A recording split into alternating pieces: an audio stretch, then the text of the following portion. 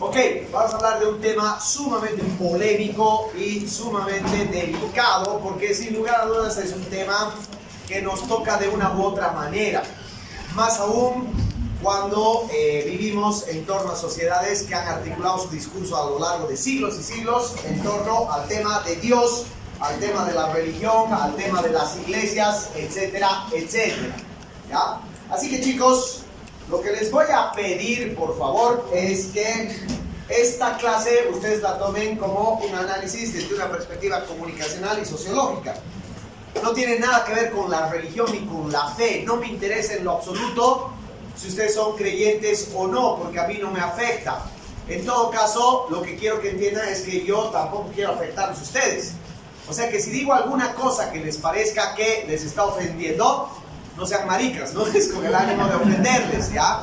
Sino simplemente de plantear básicamente algunas reflexiones que tienen que ver con un tema que siempre es difícil tocarlo, porque despierta mucha pasión. Así que, al mismo tiempo de ser difícil, es importante tocarlo para que no lo empecemos a analizar con tanta pasión, porque una de las cosas más terribles que nos puede pasar es hablar apasionadamente de temas como el fútbol o como la religión, porque siempre vamos a terminar en conflicto. ¿De qué se trata esto? Básicamente de darse cuenta de una condición que desde hace algunos años ha empezado a llamar la atención de muchísimos pensadores, sobre todo de estos pensadores que están preocupados por el mundo moderno. ¿Y cuál es ese hecho que les está llamando la atención? El hecho de que es evidente que en los últimos años, al menos en los últimos 20 años, ha habido un crecimiento de las religiones en términos de fieles, en términos de presencia de distintos tipos de iglesias y en términos de visibilización de estas iglesias. Entonces, llama mucho la atención que en momentos en los cuales más bien pareciera que ha triunfado la ciencia y la tecnología, el mundo esté evidenciando un crecimiento más bien del sentido religioso. Y por eso es la intención de varios autores de reflexionar acerca de este fenómeno. Al autor que vamos a ver nosotros, aunque, repito, hay muchos autores, muchos pensadores que están tocando este tema, pero uno de los que toma con mayor lucidez es el filósofo español Fernando Savater. Savater es muy famoso en el mundo de la literatura, en el mundo de la filosofía, en el mundo del pensamiento. Es un filósofo realmente muy interesante porque ha sabido combinar una reflexión filosófica, digamos, fácilmente entendible por todos, con una filosofía muy profunda y muy compleja a la vez. Savater se ha hecho famoso por unos libritos que publica para su hijo en colegio, porque se da cuenta que en el colegio a su hijo no le enseñan filosofía, o le enseñan filosofía de una manera muy ridícula, y entonces él, preocupado por su hijo, escribe un bellísimo libro que se llama Ética para Amador. Su hijo se llama Amador. Ética para Amador, y después un libro a continuación que se llama Política para Amador. Son libritos que han tenido un éxito comercial impresionante. Se han vendido por cantidades extraordinarias, sobre todo y precisamente entre gente joven. Y mucha gente le ha criticado a eso y le han dicho, es un filósofo light, es un filósofo comercial, es un filósofo que no es profundo. Nada más erróneo, porque dentro de esa reflexión escrita tan sencillamente hay una reflexión muy profunda. Por lo que en la actualidad Fernando Savater era, porque hace 3 años ha muerto su mujer y él ha entrado más o menos en un bloqueo, ya no piensa, ya no escribe, ya no quiere escribir. Entonces Savater se ha convertido en uno de los pensadores más refrescantes que existe. Van a encontrar harto de Savater, harto en el correo. Lo que encuentren de él les recomiendo a ojo cerrado, pero en particular un texto que habla precisamente sobre las religiones, que es el que estamos llevando ahora, y se llama el librito La Vida Eterna.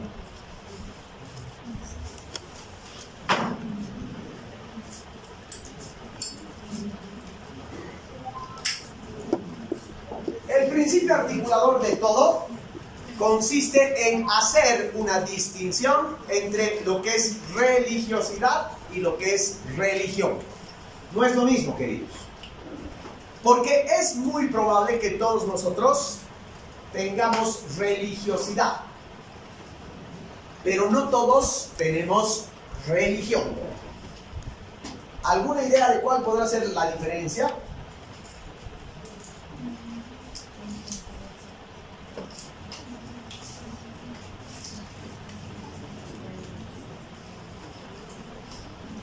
La religiosidad es un sentimiento, básicamente, de aceptar tu insignificancia. Mierda, no me podría salir mejor. Básicamente, una persona se da cuenta de que el ser humano es insignificante cuando está enfrentado a una obra de magnitud, por ejemplo, que puede provenir del arte o puede provenir de la naturaleza. Si tú te sentaras a contemplar simplemente un árbol, o si tú te pusieras a reflexionar sobre el hecho de cómo una mujer tiene un hijo, te darías cuenta que somos criaturas que realmente somos insignificantes frente a la naturaleza, frente a muchas cosas, a muchísimas cosas. Una persona se da cuenta de que además el ser humano es una persona muy desprotegida, es muy frágil. Ni siquiera podríamos compararnos con insectos que tienen instintos de supervivencia mucho más desarrollados que nosotros. Nosotros somos frágiles ante la naturaleza, somos frágiles ante una tempestad, ante una pinche lluvia. Entonces, reflexionar sobre la religiosidad significa reflexionar sobre los miedos que tenemos. La palabra clave aquí es miedo.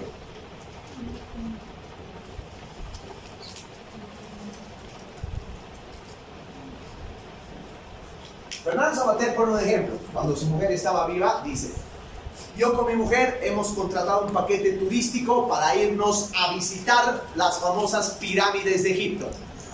Entonces hemos ido en un bus que no tenía aire acondicionado y hemos viajado casi 14 kilómetros en un bus repleto de gente a una temperatura de 40 grados en el desierto, muertos de cansancio, muertos de calor. Hemos llegado a la primera pirámide y lo primero que hemos visto ha sido un refrigerador con un ñato que decía Coca-Cola fría. Hemos comprado la Coca-Cola con la esperanza de que eso nos haga sentir mejor, pero recién nos damos cuenta que estábamos en pleno puto desierto y no había electricidad, por lo tanto el refrigerador no funcionaba, por lo tanto la Coca-Cola estaba hirviendo. Un asco. Así, con esa Coca-Cola hirviendo que hemos tomado el mismo colectivo para ir a la otra pirámide, otros 7 kilómetros a 40 grados en el desierto. Llegamos a la otra pirámide y hay otro cabrón con su refrigerador que dice Coca-Cola fría. Y nosotros, cojudos, hemos vuelto a comprar. Eso es religiosidad. Eso es básicamente el sentido de religiosidad que tenemos. ¿Por qué? Porque la religiosidad es simplemente un acto de defensa ante el miedo. O sea, no es más que un simple hecho de esperanza. La esperanza que tenemos en que no todo puede salir tan mal. Y en realidad son tres cositas las que nos causan más miedo como seres humanos, y por lo tanto la religiosidad es una respuesta ante estos miedos, a estas tres cosas. La primera cosa, la que más miedo nos causa, es la muerte. El miedo a la muerte es un miedo superlativo, digamos uno de los miedos más profundos que tiene el ser humano. Pero reflexionemos un cachito, filosofemos un cachito. En realidad no le tenemos miedo a nuestra muerte, sino a la muerte de los seres queridos. Claro, porque te deja un vacío muy profundo y tienes miedo a perder. Entonces el miedo a la muerte no es tanto el miedo a nuestra propia muerte, sino es el miedo a la desaparición de lo que es cercano a nosotros, querido por nosotros. Por eso cuando tienes miedo de que una relación tuya se acabe, estás sintiendo un miedo similar al miedo a la muerte, que muere tu relación. Entonces, básicamente, nosotros como seres humanos somos completamente impotentes ante la muerte. No podemos vencerla.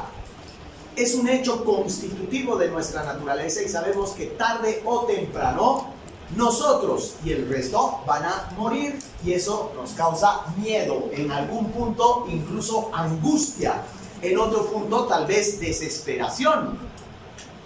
Entonces, ¿qué hacemos? Depositamos nuestra esperanza en ideas. Por ejemplo, la idea del paraíso, o la idea de la reencarnación, o la idea de el subir a otro nivel, a otra esfera, como piensan algunas religiones, ¿no?, budistas.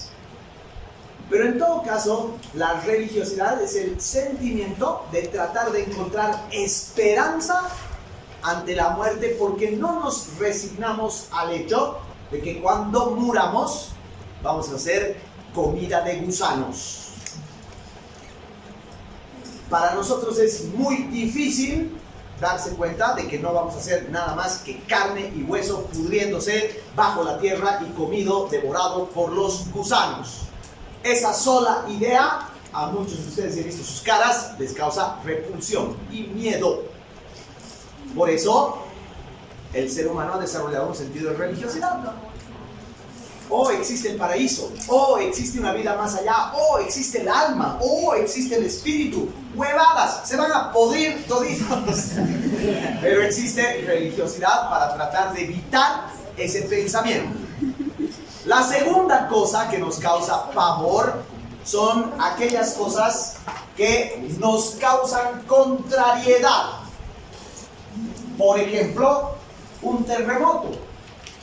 Por ejemplo, la erupción de un volcán. Por ejemplo, un tsunami, una inundación. O por ejemplo, que estés caminando por la calle y te asalten y te maten. O por ejemplo, que te pise un automóvil. O peor todavía, que te dé una enfermedad larga y dolorosa. Todo eso, chicos, nos causa confusión, nos causa miedo, nos causa contrariedad. Porque sencilla y llanamente son cosas que, como la muerte, no las podemos controlar. Entonces, como la muerte, este tipo de contrariedades nos causa desesperación, nos causa ansiedad, nos causa, de alguna manera, cierto tipo de sufrimiento, y entonces los dioses los inventamos para eso, para encomendarnos. Ay, Diosito, que no me pase nada. Líbrame de esto. Agárrame. Es como nosotros los ateos, que si estamos en un avión y el piloto nos dice, ¿saben qué? El avión se va a estrellar y nos vamos a morir. Los ateos lo primero que vamos a hacer es rezar. Porque es una contrariedad que es imposible de racionalizarla. Entonces, como la muerte, estas contrariedades nos causan esa angustia que de alguna manera compensamos con la esperanza. Y la la religiosidad nos proporciona esa esperanza. Y tercero, a otra de las cosas que más miedo le tiene la humanidad, reitero, la humanidad que sabe que es insignificante. Nosotros como seres humanos somos indefensos e insignificantes. A la otra cosa que le tenemos miedo es a la brevedad de la vida.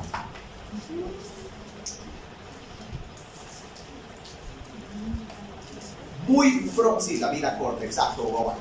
Muy probablemente nunca van a encontrar a una persona que te diga la vida es muy larga.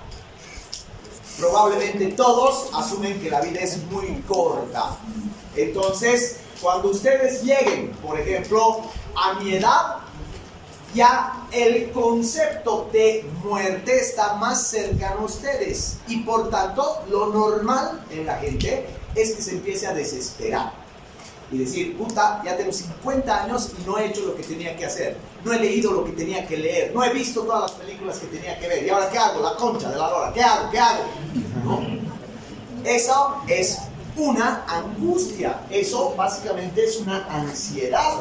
El hecho de darte cuenta de que tu vida ha sido, silencio chicos, ha sido absolutamente breve frente a todo, es otra de las cosas que nos hace pensar que ojalá haya algo más allá para que nuestra vida continúe, aunque sea en alma. Y a eso llamamos religiosidad. De hecho, queridos, creo que todos, absolutamente todos los seres humanos, como todos los seres humanos están enfrentados al miedo, a la ansiedad, a la angustia, todos los seres humanos de una u otra manera desarrollan un sentido de religiosidad. Y es así que precisamente por ese sentido de esperanza, por esa idea de que algo tiene que haber después, por esa idea de que ojalá a mí no me pase, es que el ser humano ha inventado dioses. Esa es la razón por la que han inventado dioses los seres humanos. La única diferencia entre, por ejemplo, un dios cualquiera, digamos el dios Amon-Ra de Egipto, y un personaje de ficción, digamos D'Artagnan de los Tres Mosqueteros, ambos son creaciones humanas. La única diferencia es que a esto que llamamos Dios, la gente le ha dado el valor de verdad. Nada más. No se equivoquen, reitero chicos, no es mi intención provocarlos, pero básicamente tienen que entender que los dioses son una creación humana, no al revés. ¿Es sobre el punto, carnal? Ya, sí. Y en ese caso, entonces, Fernando Sabater, que lo consideraba origen a la tierra, ¿qué se No sé, yo no lo conocí, che. O sea, si es que Si me dejas terminar, te voy a responder tu pregunta. Pero no seas spoiler, ya vamos a ver, ya.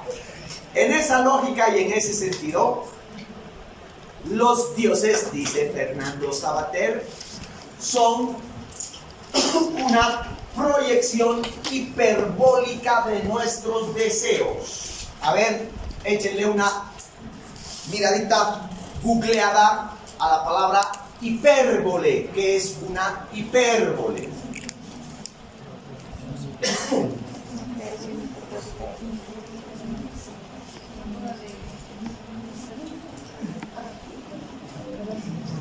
¿Alguien ha encontrado? La hipérbole es una figura literaria que quiere decir exageración. Es una exageración. Si tú, por piropearle a una chica, le dices, tus ojos brillan como las estrellas, sabes que eso es una mamada. Pero estás exagerando para hacerlo bonito. Es una exageración hiperbólica y por eso es una figura literaria. Ahora, los dioses son una exageración. ¿Por qué? Porque los dioses tienen cosas que sabemos que no existen o que por lo menos humanamente no son posibles. Porque los dioses están en todos lados, porque los dioses son todopoderosos, porque los dioses lo ven todo, porque los dioses son como los superhéroes, tienen superpoderes. Pero esos dioses los hemos construido no a nuestra imagen y semejanza, sino que les hemos dado atributos mucho más exagerados y mucho más grandes. ¿Por qué? Porque si hubiéramos inventado a los dioses igualitos a nosotros, esos dioses también serían impotentes. Esos dioses también estarían ansiosos. Esos dioses serían inútiles. Entonces tenemos que crear la idea de seres todopoderosos que lo puedan todo de tal forma que nuestros deseos se hagan realidad. ¿Cuáles son nuestros deseos? No morir, no ser atrapado por las contrariedades y prolongar la vida lo más que puedas. En realidad, ¿saben qué quiere el ser humano? La vida eterna. Eso queremos. Esa es nuestra obsesión. Entonces, como sabemos que es imposible, hemos inventado dioses. Que esos dioses hacen posible lo imposible. Entonces nos inventamos la figura de que te mueres acá, pero tu alma va a traspasar la vida eterna. Su espíritu va a ser eterno. Eso es tener religiosidad. Pregunta, ¿eso está mal? ¿Le hace daño a alguien? ¿Molesta a alguien? No, no tiene nada de malo tener religiosidad. Sentir una experiencia de religiosidad no tiene nada de malo. Es más bien lo más humano que existe y en todo caso es una muestra de la genialidad del ser humano.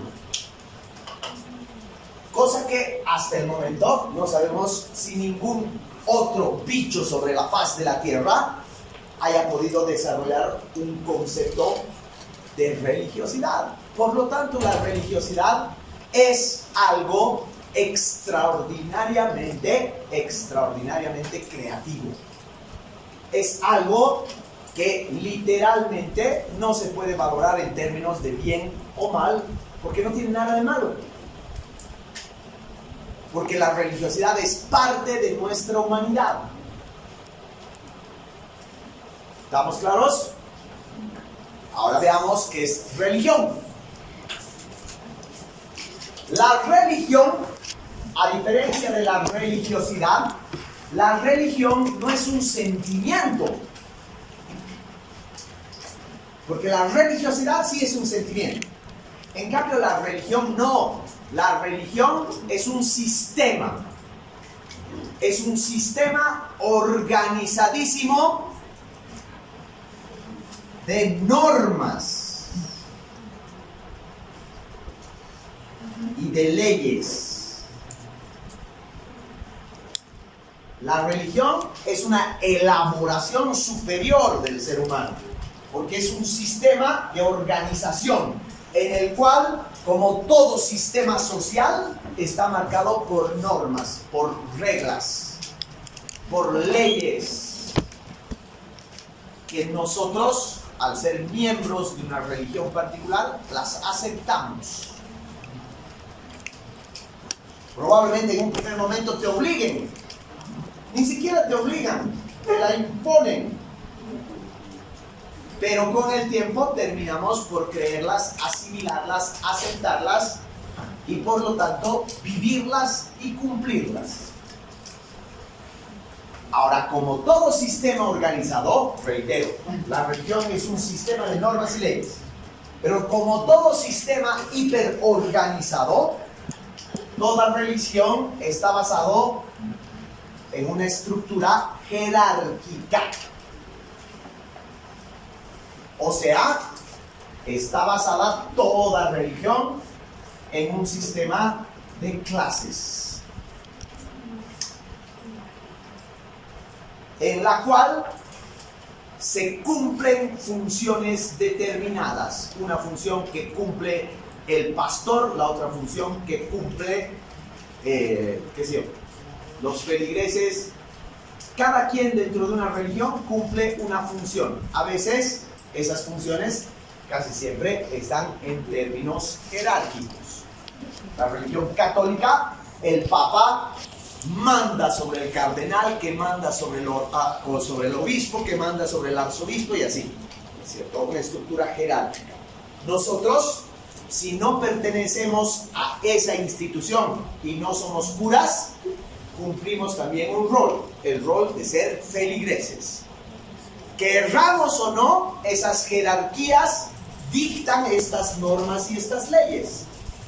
Y por lo tanto, toda religión es un sistema jerárquico aceptado. No pierdan de vista esto. Aceptamos esto. Y no solo aceptamos, sino que respetamos. Pero hay una cosa también muy ingeniosa y muy delirante.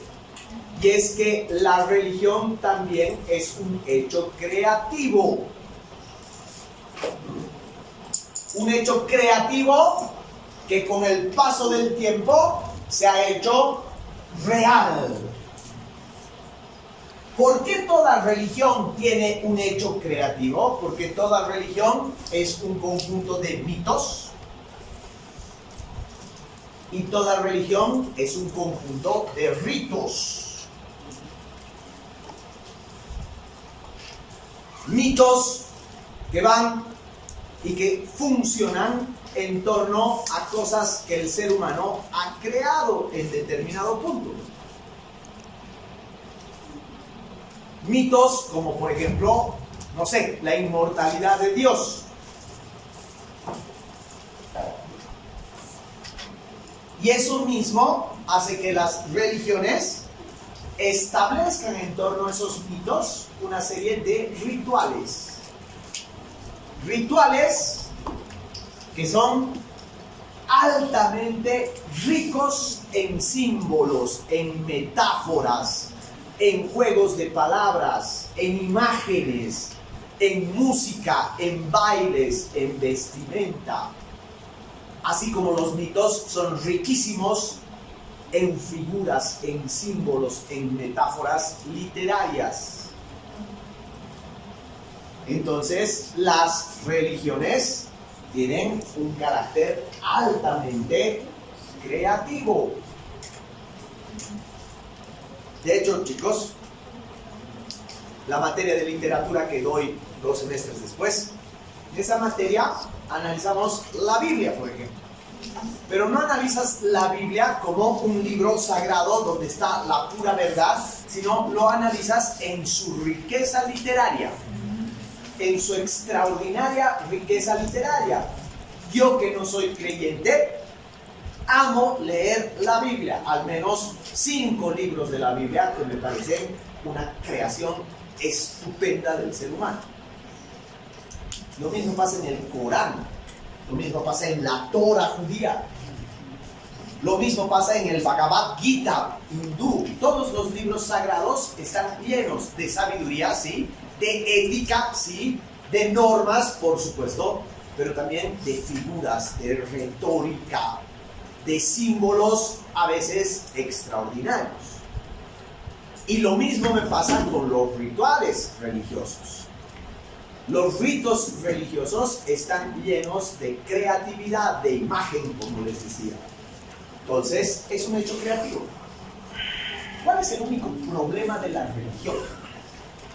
¿Qué es lo que a mucha gente le cuesta aceptar o sencillamente no quiere aceptar? Que la religión, al ser un sistema de valores y de normas, toda religión está en función de la obediencia. Toda religión implica que obedezcas estas normas y leyes, que obedezcas las estructuras jerárquicas, que obedezcas lo que te imponen ciertos principios, ciertos valores, ciertas formas de conducta. Y hay personas que sencilla y llanamente tienen problemas con obedecer. La mayoría de las personas que no somos religiosas es porque tenemos problemas de obediencia desde chiquitos. a veces es muy difícil seguir todas esas normas y leyes. Por eso, chicos, la mayoría de las personas pueden ser creyentes, pueden tener una religión, pueden tener una iglesia, pero no son totalmente obedientes. No mamen. No mamen. Entonces, a no ser obediente con tu propio conjunto de normas y reglas, yo prefiero no tenerlas. Esa es la única diferencia. Porque ¿para qué vas a tener un conjunto de normas y leyes si no vas a obedecer?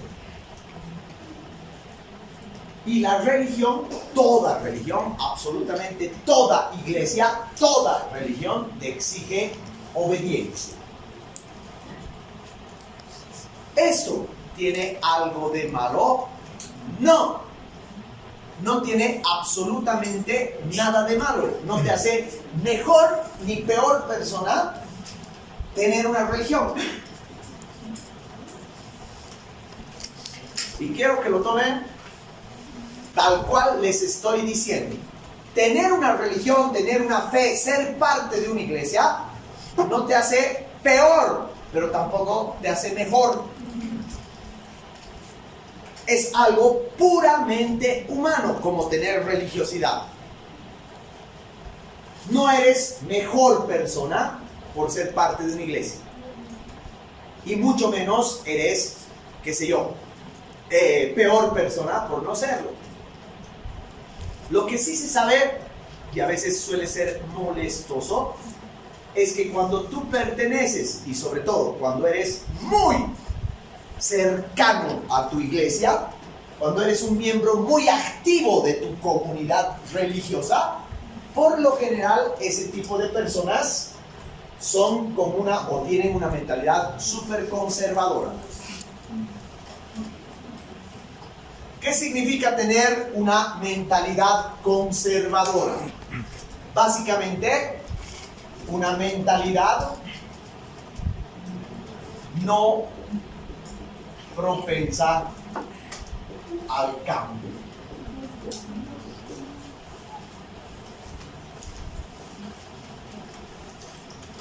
A los conservadores no les gustan los cambios, no les gustan las innovaciones, no les gustan las transformaciones.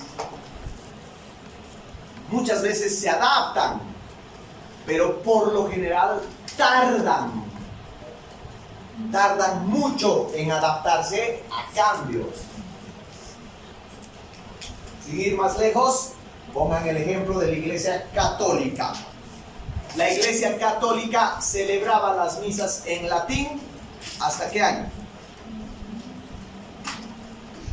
Si digamos la Iglesia Católica ha nacido en el año 1 después de Cristo, el idioma oficial de la Iglesia era el latín. Desde el año 1 después de Cristo, ¿hasta qué año se ha celebrado en latín la misa católica?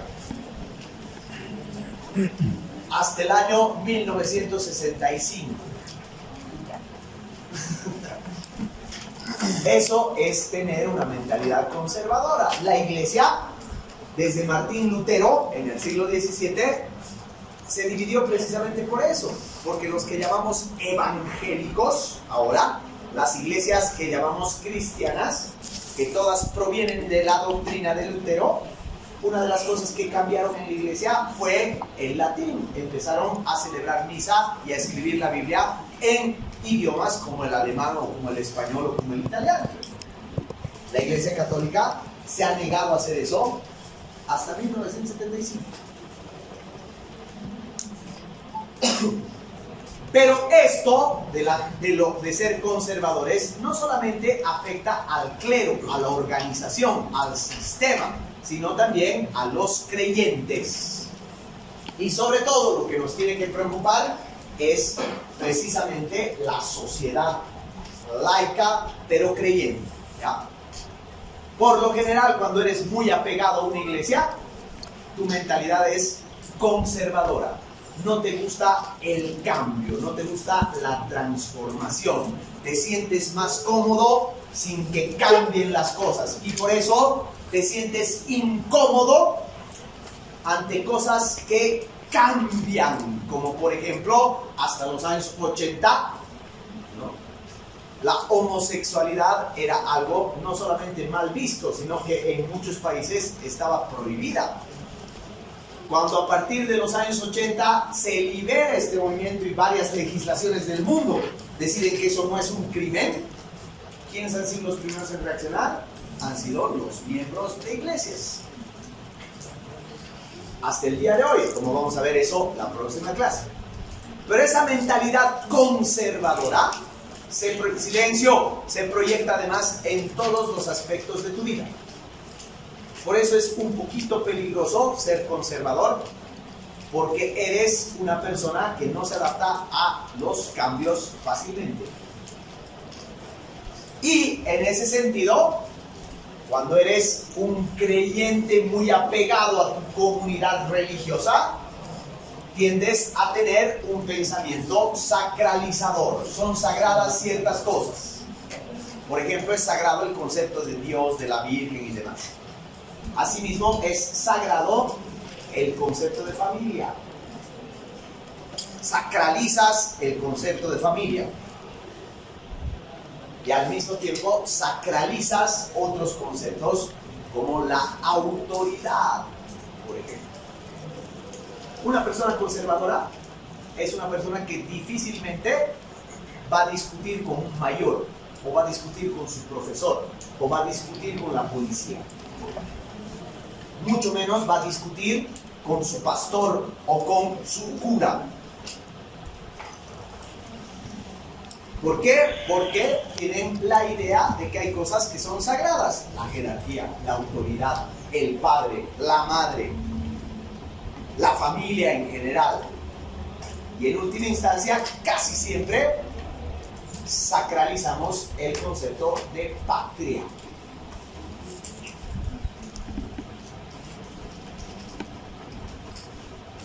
Si se fijan, los grandes movimientos conservadores de derecha, por ejemplo, en Latinoamérica, los dictadores, piensen solamente sin ir más lejos.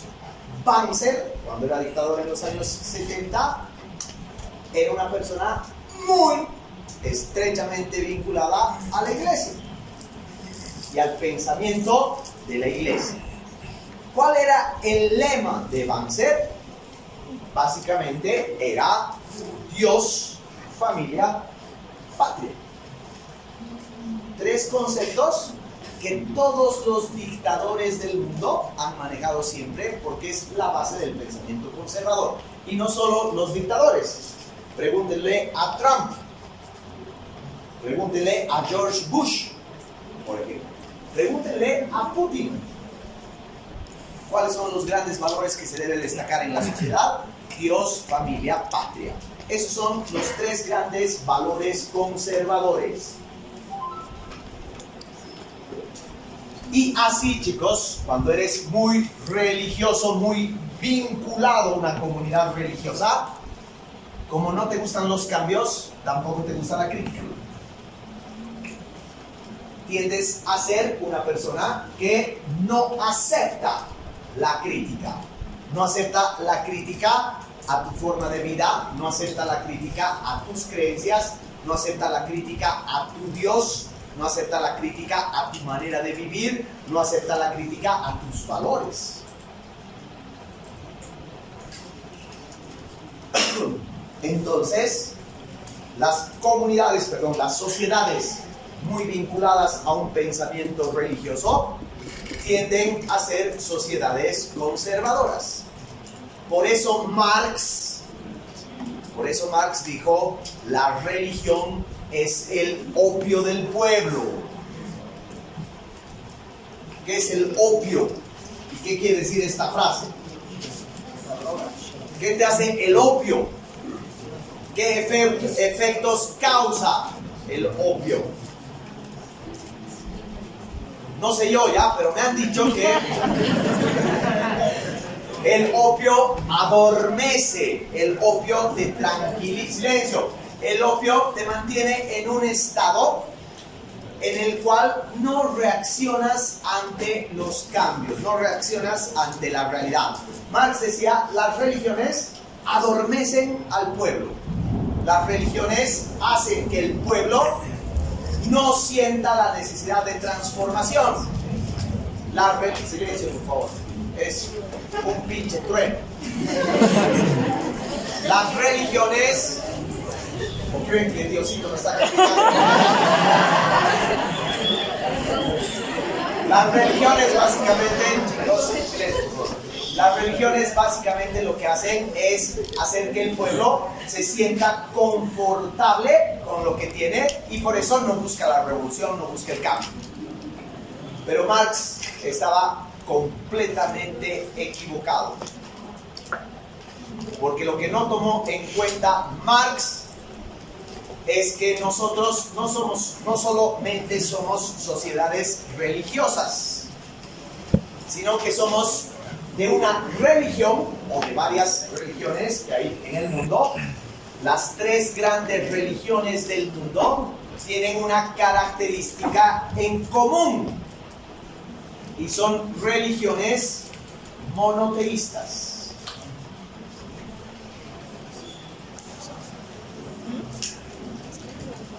Tener religión es una cosa,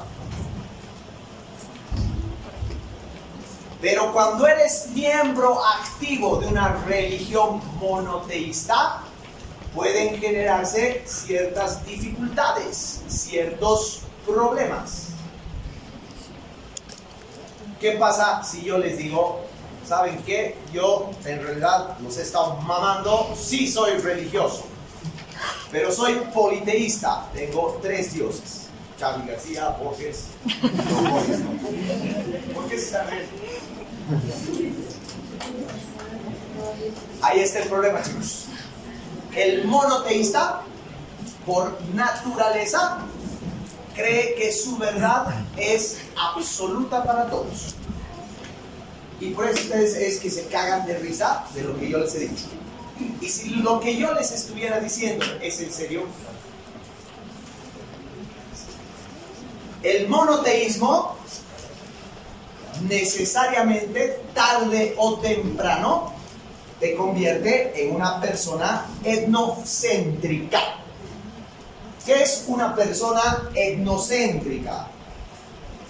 Una persona que asume la universalidad de sus valores, de sus creencias, de su cultura, de su etnia. O sea, una persona que cree que sus creencias son las únicas posibles, las únicas verdaderas. Y por tanto, cualquier otra fe, cualquier otra creencia, cualquier otra práctica, o te causa risa, o te causa bronca. Sencilla y llanamente, la mentalidad etnocéntrica es parte de una cultura monoteísta. El monoteísmo ha llevado a desarrollar un sistema, fíjense qué ha pasado con el pueblo judío, los primeros grandes monoteístas de la historia. Los judíos, sencilla y llanamente, se han burlado de todos sus vecinos. Se han burlado de todos sus vecinos. Los han despreciado. Siempre. ¿Y qué ha pasado con el pueblo judío? Todos sus vecinos o los han perseguido, o los han exiliado, o los han esclavizado. Pero con el tiempo, del judaísmo se desprende el cristianismo y se desprende el islam, y las religiones monoteístas han conquistado todo el mundo conocido. ¿Y qué ha pasado entonces? Han empezado a perseguir a los politeístas, como han hecho los católicos en América. ¿Qué ha pasado cuando han llegado los españoles a América? Igualito que ustedes. Los americanos han dicho, nosotros somos politeístas, jajaja, qué cojudo. Y después a perseguir. Porque el monoteísmo es al mismo tiempo intolerante. Es etnocéntrico e intolerante. No digo que todos seamos así, pero digo que es una tendencia. Si bien podemos, ¿no?, aceptar la existencia de algo distinto, en el fondo la cuestionamos. Es como los católicos o como los cristianos que ante la COA dicen, puta, ya existe, está bien, cohen todo lo que quieran, pero jaja, qué mamada. ¿Cómo vas a poner tu fe en esas pendejadas? Querramos o no, eso pasa en culturas donde el monoteísmo se ha convertido en la cultura dominante. Esto no sería ningún problema. En realidad, todas las personas tienen derecho a ser intolerantes. ¿Por qué no? Pero se vuelve un problema cuando esa intolerancia se transmuta, se convierte en una acción política.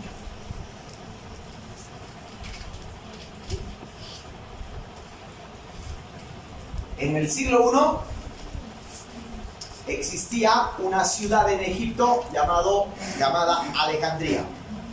La ciudad de Alejandría estaba poblada por aproximadamente 2 millones de personas, siglo I. Esas 2 millones de personas convergían de distintas partes del planeta. Había desde etíopes, pasando por romanos, terminando en griegos y de todas las culturas y naciones que ustedes se puedan imaginar.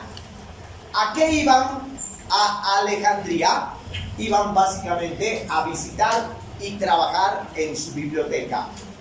En un tiempo determinado, la famosa biblioteca de Alejandría tenía una colección de casi 1 millón de libros. Todo el pensamiento de la humanidad estaba recopilado en esa biblioteca. Cuando Justiniano declara que el cristianismo es la religión oficial de Roma, los cristianos se toman eso como una ley y dicen, si ahora somos la religión oficial, hay que destruir todo el mundo pagano. Y lo primero que han hecho los cristianos es quemar la biblioteca.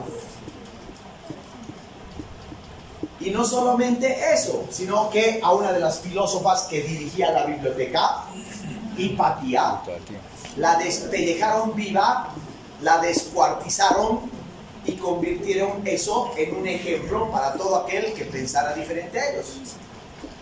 Entonces, no me jodan. La intolerancia deriva en una acción brutal. Y no solamente deriva en censura, como han hecho los curas durante cientos de años, esconder todos los libros del pensamiento griego o de la filosofía griega. Prohibir a los filósofos tener sus escuelas. Prohibir todo aquel pensamiento que esté en contra de la idea de Dios. No solamente han censurado, sino que con el tiempo han prohibido, han perseguido y los han quemado vivos, con el fin de extirpar todo aquello que no es tu pensamiento, con el fin de arrancar de la sociedad todo aquello que va en contra de tu fe, todo aquello que está en contra de tu pensamiento. ¿Quieren más ejemplos? Las cruzadas. Las cruzadas es una guerra religiosa entre dos religiones monoteístas intolerantes. Musulmanes y cristianos se han sacado la mierda, pero ojalá se hubieran sacado la mierda entre los imanes y los papas cristianos y musulmanes. Han llevado a cientos de miles de niños a morir de las maneras más brutales. ¿A título de qué? De Dios.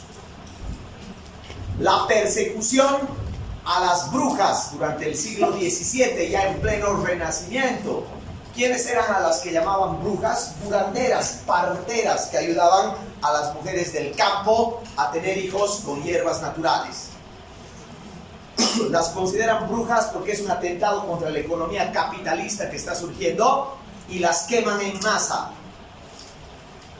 acusadas de ir contra la ley de Dios.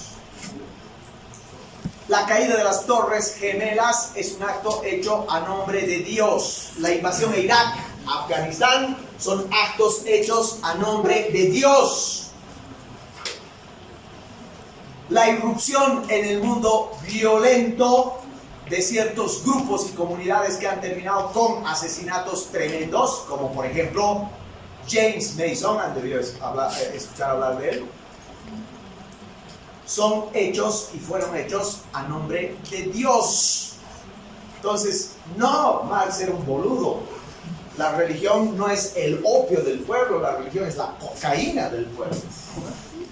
Porque es básicamente el impulso que despierta la idea de que tu religión tiene que ser la última y a nombre de esa tu religión invadir, censurar, prohibir, tratar de extirpar y cometer los mayores crímenes de la historia.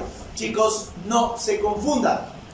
Si las cruzadas han sido un crimen de la humanidad, esas cruzadas son insignificantes a la hora de entender, por ejemplo, la invasión de hace algunos años de Estados Unidos a Irak o a Afganistán.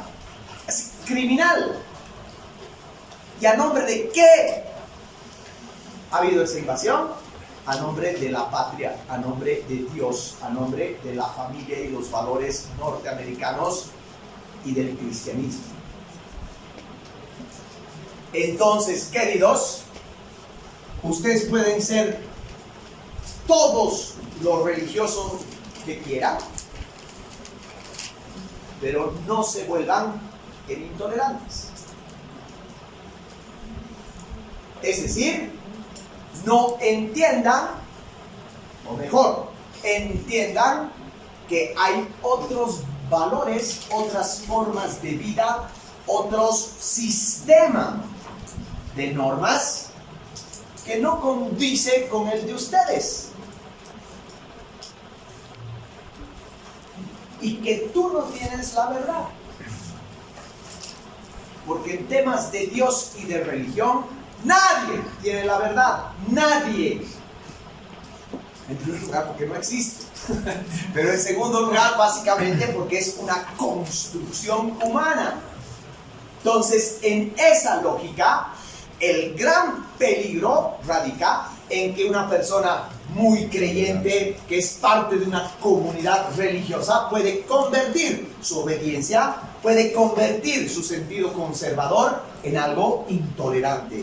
Y eso peligrosamente puede llevarnos a una situación de violencia como la que actualmente está pasando.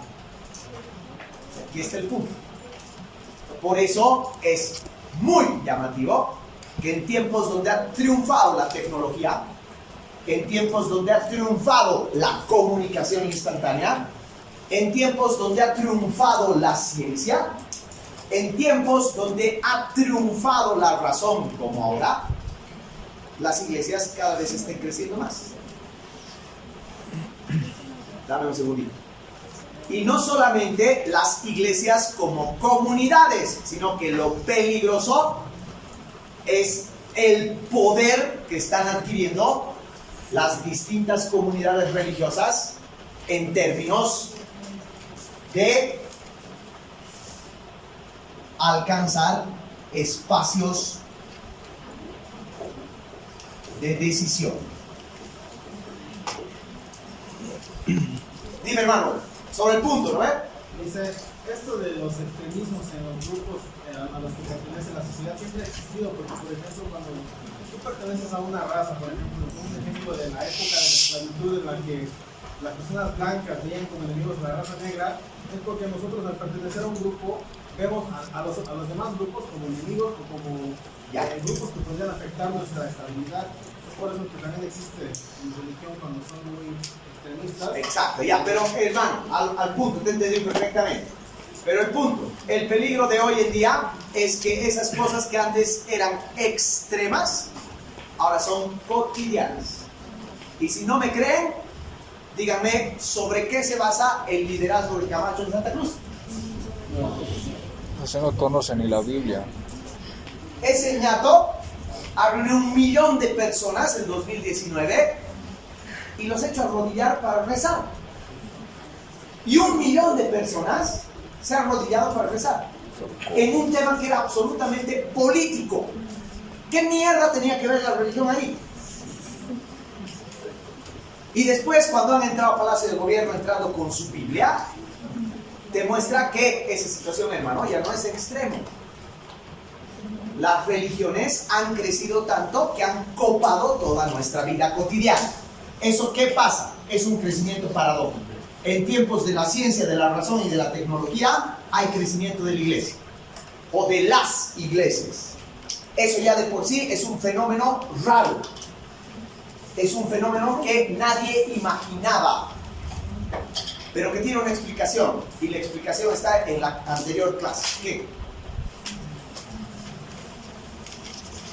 Hay un vacío. Vivimos en un sistema capitalista absolutamente egoísta, y hay un vacío espiritual. Entonces la gente, ¿dónde se refugia? Si hay, como hemos visto en la anterior clase, gente que se refugia en los nuevos populismos, en sus nuevos liderazgos, hay otra chingadera de gente que se refugia en su fe, en su iglesia, en su pastor, en su comunidad. Y eso ha crecido tan estrepitosamente que ha puesto en riesgo los valores de la modernidad. ¿Cuáles? 1. Separar el poder de la iglesia. Como nunca antes en la historia, las iglesias han vuelto al poder. Otavio, ¿estás acá? ¿O conoces ese cuate brasilero que ha venido de intercambio? ¿Está por aquí? No. Pregúntenle a él si lo ven, si lo ubican. El Brasil, el 70% del parlamento son miembros de algunas de las comunidades cristianas, sobre todo la iglesia Pare de Sufrir. Y podemos decir, puta, ya, el Brasil. Pero eso está pasando en todas partes del mundo, aún en las zonas de Escandinavia, que se supone que son las zonas libres de religión, que son las zonas más ateas del planeta, o sea, Dinamarca, Finlandia, Suecia. Esos países se supone que han desarrollado una sociedad absolutamente laica, pero ahí están repletos de espacios de poder captados por grupos religiosos. Y si eso pasa en Occidente, en Europa, imaginen lo que pasa en el Islam, en el Medio Oriente. Y creemos nosotros que estamos libres de eso, pero no, chicos. Masistas y no masistas en este país están abanderando un discurso religioso. La prueba más clara: el MAS, durante 15 años, a la cabeza de Evo Morales, ha tenido control y poder absoluto de todas las instancias del Estado y ha hecho lo que le ha dado la gana, menos una cosa: no ha podido hacer una ley que despenalice el aborto. No lo ha hecho. ¿Por qué no lo ha hecho? Porque sencilla y llanamente no le interesaba hacerse un lío gratis con una comunidad absolutamente religiosa, que es la mayoría de esta población.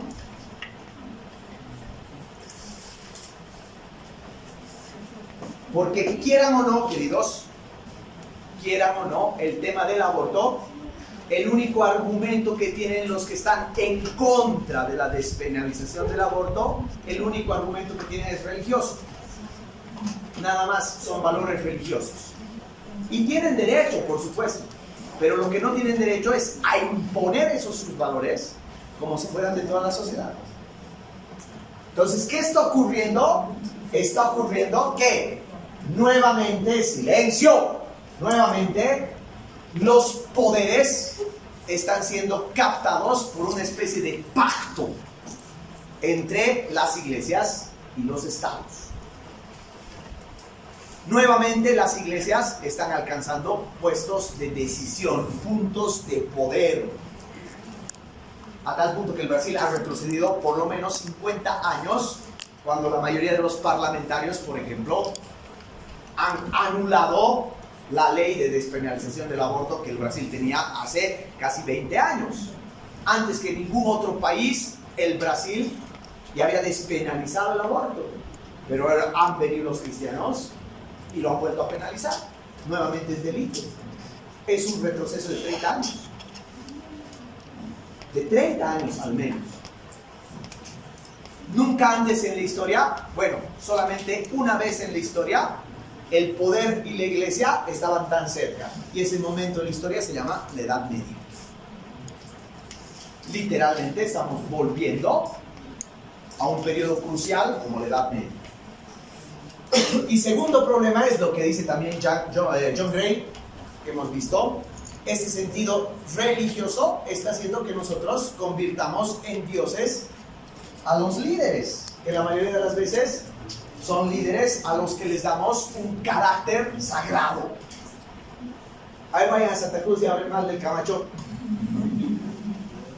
A ver, vayan a Chapare y hablen mal del Evo.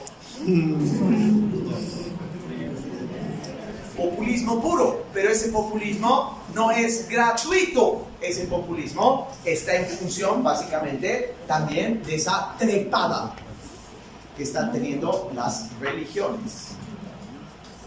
Tener religiosidad no es malo, tener una religión no es malo. Lo malo es a lo que te puede conducir cuando aparte de religioso te vuelves intolerante. Cuando crees que eres dueño de una verdad, cuando crees que tu verdad es absoluta, en ese momento no solamente te degradas, sino que te vuelves peligroso. Y eso es lo que Sabater advierte, alerta. Tenemos que tener cuidado con eso, porque el mundo está viviendo ese crecimiento desmedido y no nos estamos dando cuenta de los peligros que puede traer. ¿Vamos?